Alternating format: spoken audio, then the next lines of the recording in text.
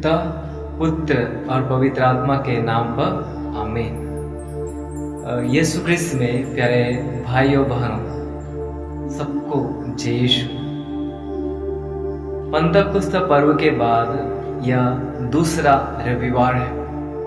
आज के इस दिन माता कलीसिया हमें मनचिंतन करने के लिए मत्ती के सुसमाचार अध्याय 10 वचन 37 से लेकर 42 तक का वचन दिया है। तो आज के सुसमाचार दो भागों में बटा गया है। पहले भाग में हम आत्मत्याग के बारे में पढ़ते हैं और दूसरी भाग में पुरस्कार के बारे में। आत्मत्याग के बारे में इस प्रकार वचन बताते हैं, जो अपने पिता या अपनी माता को मुझसे अधिक प्यार करता है वह मेरे योग्य नहीं।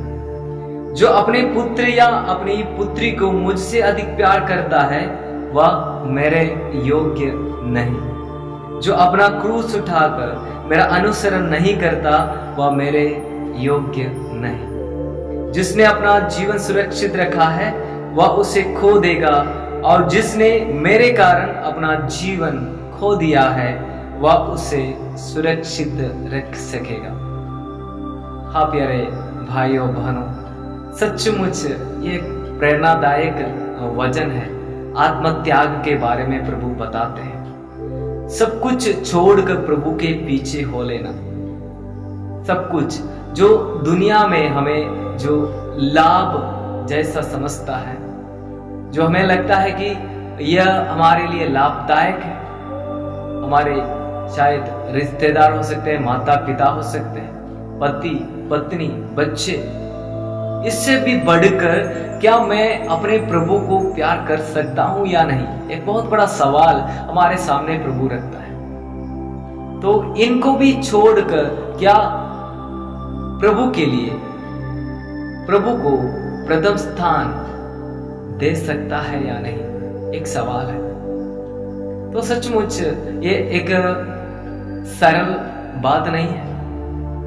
ये आसानी से कोई भी नहीं कर पाएगा।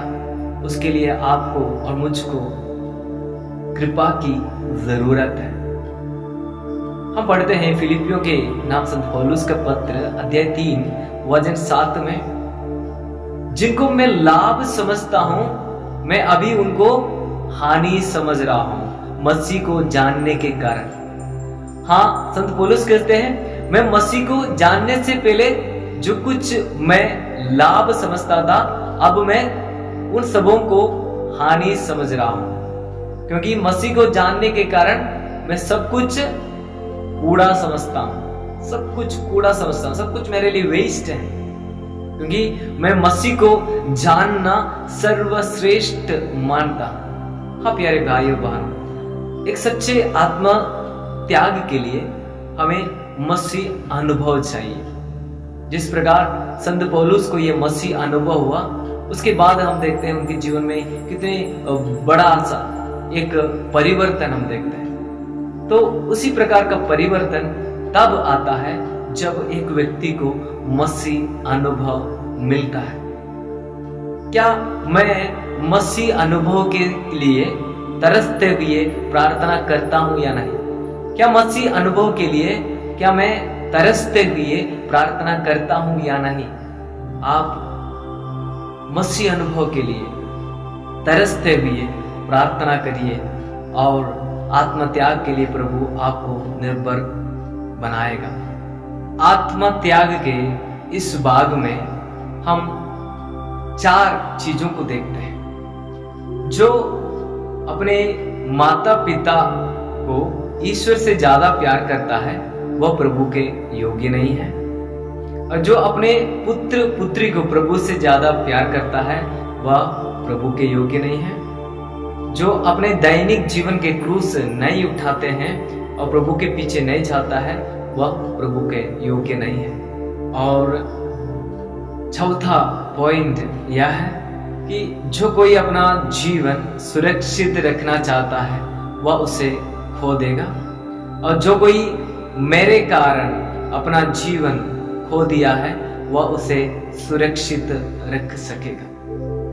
हाँ प्यारे भाइयों बहनों, संत लोगों के जीवनी हमें यही सिखाती है, यही प्रेरणा देती है कि उन सारे लोगों ने अपने जीवन में मसीह को, प्रभु को अपने जीवन में प्रथम स्थान दिया है। इसलिए वे शहीद बने।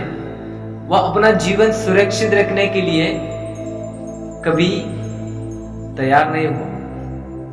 वह अपने जीवन को सुरक्षित रखने के लिए कोशिश नहीं की, बल्कि वह मसीह के लिए, ईश्वर के लिए अपना जीवन दे दिया, अर्पित कर दिया।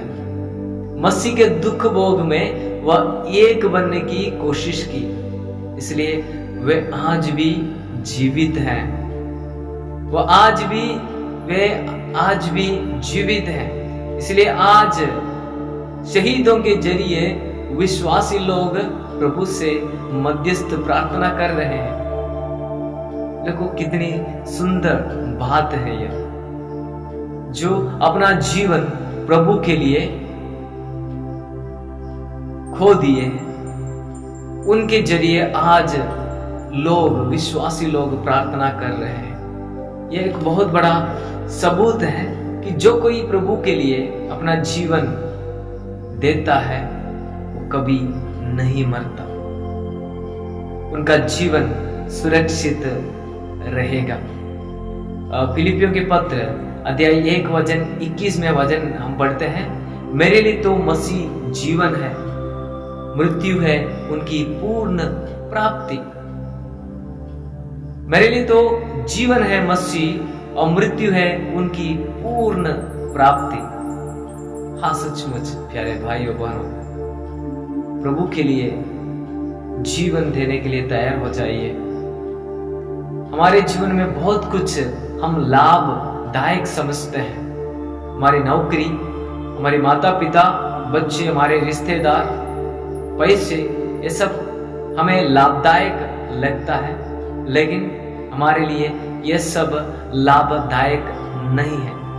आज नहीं तो कल ये बात हमको पता चलेगा। आज के सुसमाचार के दूसरे भाग में हम पुरस्कार के बारे में पढ़ते हैं। वहां अध्याय 10 वचन 40 में वचन इस प्रकार हम पढ़ते हैं, जो तुम्हारा स्वागत करता है वह मेरा स्वागत करता है, और जो मेरा स्वागत करता है वह उसका स्वागत करता है जिसने मुझे भेजा है।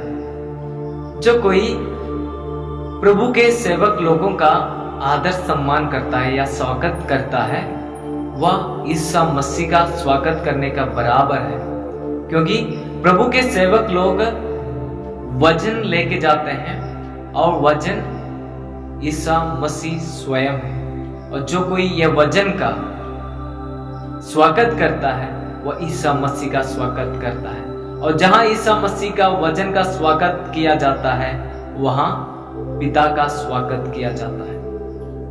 सचमुच इसलिए प्यारे भाइयों बहनों, आपको और मुझको प्रभु के सेवक लोगों को बहुत आदर सम्मान के साथ व्यवहार करना चाहिए, क्योंकि उनके जरिए प्रभु आप तक पहुंचता है। उनके जरिए प्रभु के वचन आपके घरों तक, आपके हृदय तक पहुंचता है।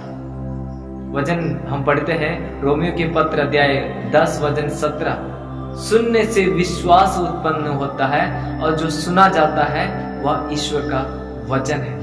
इसलिए जो कोई वचन लेके आता है प्रभु के सेवक लोग, उनका स्वागत किया जाए, वह ईसा मसीह का स्वागत के बराबर है। जो कोई ईसा मसीह का स्वागत करता है वह पिता का स्वागत करता है। और जो कोई प्रभु के चेले लोगों को, शिष्य लोगों को एक गिलास पानी तक पिलाता है, वह पुरस्कार से वंचित नहीं रहेगा। यह प्रभु का वचन है।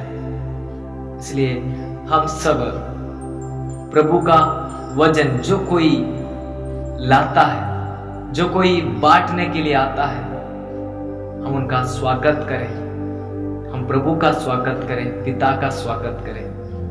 हम सबों को प्रभु प्रचुर मात्रा में आशीष प्रदान करे। आमीन।